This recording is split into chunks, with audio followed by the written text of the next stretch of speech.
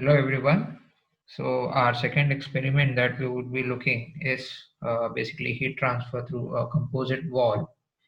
So in this setup, we have a similar kind of setup in our college. So I will just explain it what this setup is. So the aim of the experiment is basically you need to find out first thermal resistance of a composite wall, and second is thermal conductivity of the composite wall. So as I mentioned, composite wall is where you where two or more different types of materials are kept attached with each other. Then what you get is a composite wall where the homogeneity is not there anymore. So we have a similar setup over here. As you can see, this is what the setup looks like. So there are actually the shiny part. There are two plates of basically it's a mild steel or any kind of steel that would be there in the center. So these are two plates of steels, and in the center of the plate of these two plates there is a heater, a centralized heater on the center. Okay. Then the second layer over here, it is a layer of bakelite material. Okay, so bakelite has a little less thermal conductivity than the steel, and on the end there are wood. Okay, so in the center there is a thermal heater. On both side of the thermal heater there is mild steel plates, then bakelite plate, and then wood. And all this setup is completely pressed by arrangement so that it is in continuous contact. All the plates are in continuous contact. Okay, and on the digital side there are display side there are voltmeter, there is an ammeter, and there is a temperature measuring instrument, and you can get the temperature by changing the regulator. Okay, so this is what the experiment is. Now let me explain you the concept part. So in the concept part, let me just draw it so that it is more kind of understandable. So as I mentioned, there are three plates. Sorry.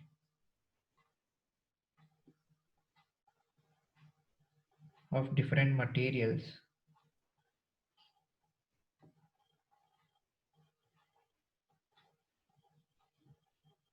Okay, so consider these three layers on one of the side of the heater, and suppose the heater is present over here.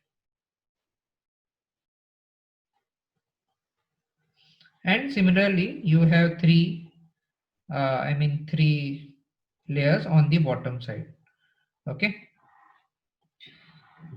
so what is understandable is that the heat which would be generated by the heater will go in two direction. One is upward direction and one is downward direction. Okay, so basically the Q will be, we can also call it as Q upon 2, since it goes in both in single direction. Okay, so let us consider only single direction for now. We need to find out what is the thermal conductivity and thermal resistance.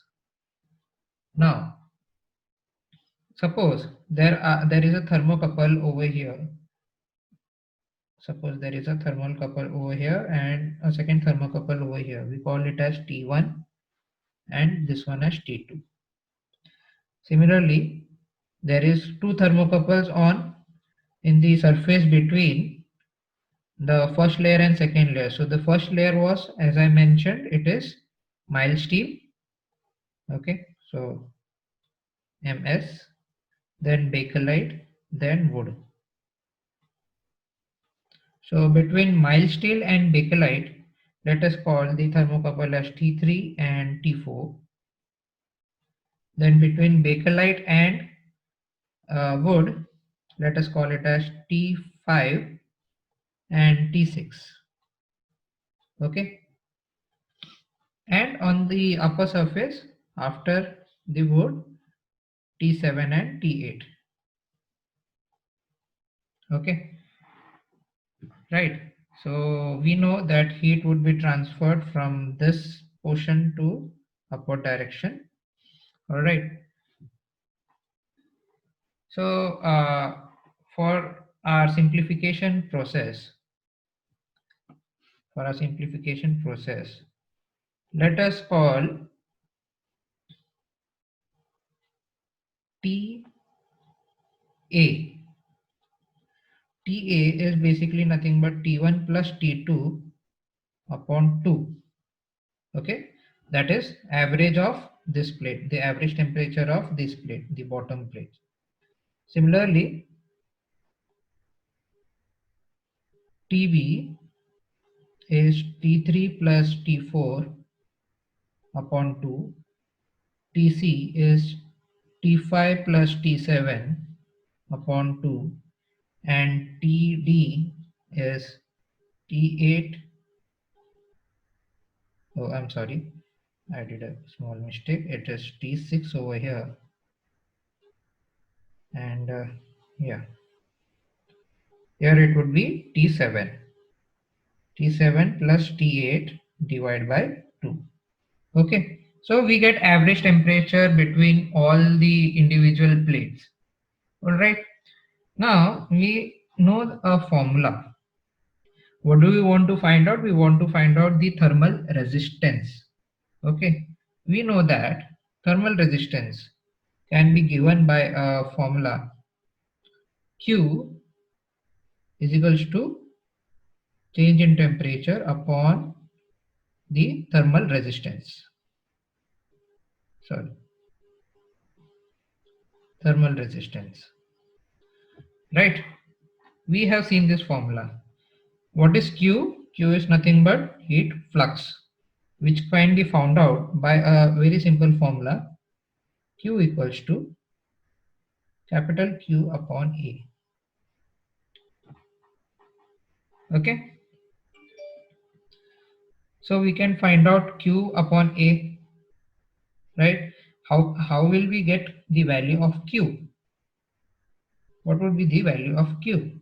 A is nothing but area of cross section, which is basically the diameter would be given. So there would be a diameter mentioned. Okay. So from diameter, you can find out the area, which is nothing but pi by 4 d square, and Q is basically the Q is from the heat input. Okay, so this is the table.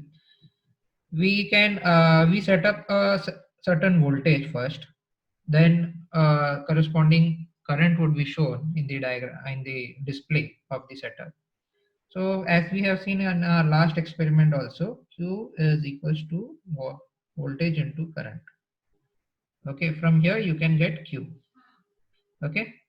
One thing that we should do is first we have to, when we on the setup, we should wait for at least 10-15 minutes so that our setup comes into a steady state condition. Okay. And after that, we start taking the readings of temperatures. So we start taking reading of T1, T2, T3, T4, T5, T6, and there are two more, T7 and T8, which I couldn't mention here, T7 and T8. Okay, after this, T7 and T8. So once you get all these 8 temperatures, you can find out TA, TB, TC, and TD, right? Okay. Now, we know Q, we can get Q, we can get A, so we can find out small q out of it. Okay.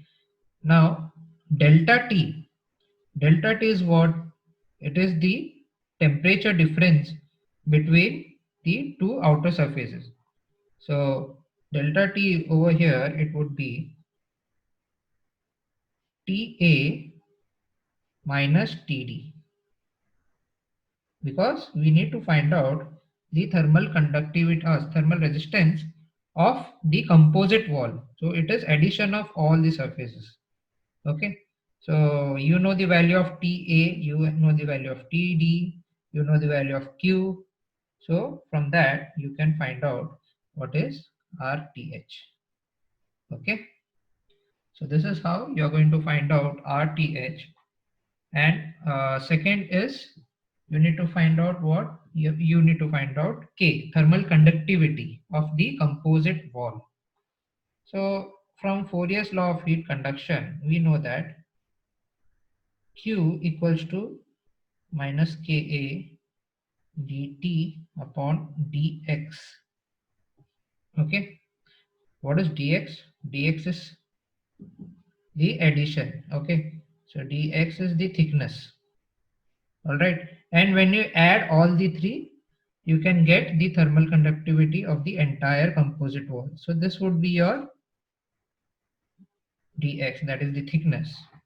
Okay, now we know that Q upon A, if we substitute, if we bring this A on the other side, so it would be Q upon A equals to minus K dt upon dx. But we know that Q upon A is nothing but heat flux. So I can change this formula as Q equals to minus K dt upon dx. Right? Now further, I'll put K on one side and transfer others on the other side. So what my formula would become, K will be equals to Q into dx, that is the thickness, upon dt. Okay. So from here you can find out what is the thermal conductivity K. Since we know the value of Q, we know dt. dt is nothing but again Ta minus Td. I'll just write it down, Ta minus Td, and dx is the thickness. Okay, from this you can find out K. So we needed to find out two things. One was RTH that we found out, and second one was K. So this was all about the experiment. Okay, so if you have any doubt, you can please contact me or you can comment here. So thank you for watching.